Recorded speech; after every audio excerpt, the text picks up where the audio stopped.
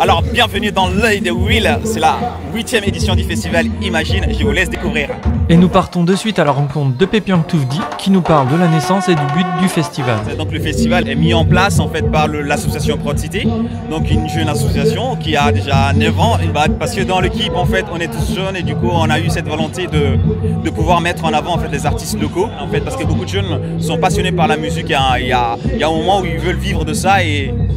des fois, il y a des portes qui se bloquent et donc on les accompagne en fait dans cette démarche de professionnalisation et en même temps en fait en leur proposant en fait une scène, d'où le festival Imagine. Donc l'idée Imagine en fait entre guillemets c'est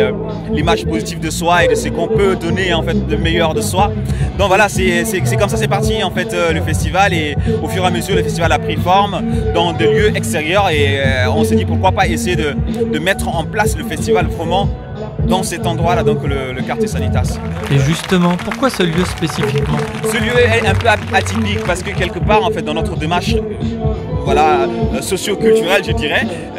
on veut un peu casser les clichés parce qu'un festival peut se passer très bien en fait sur les locaux, et comme dans un quartier populaire comme le Sanitas,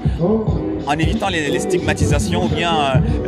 la façon dont les gens en fait ils mettent des clichés sur une tranche de population ou d'habitants en fait sur le territoire. Donc nous on s'est dit on va organiser le festival dans cet endroit là, et sans se dire que c'est un festival des quartiers mais un festival en fait pluriel, ouvert pour tous, qui est accessible pour tous, juste les gens qui viennent sur cette place, qui s'appelle place Saint-Paul en fait dans le quartier Sanitas, pour découvrir en fait cet événement qui se dit populaire et accessible pour tous. Donc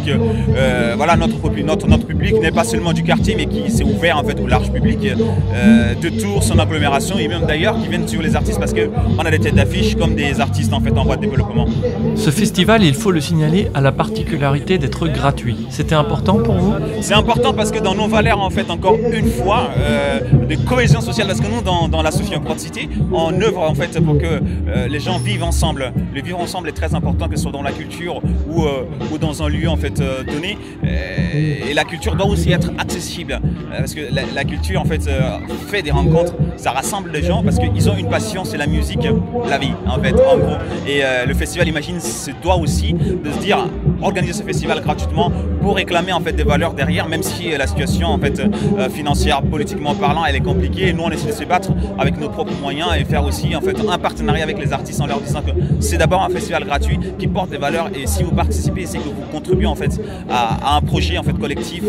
et public. Et Imagine démontre une fois de plus que ce type de beau projet marche, et nous lui souhaitons une longue vie.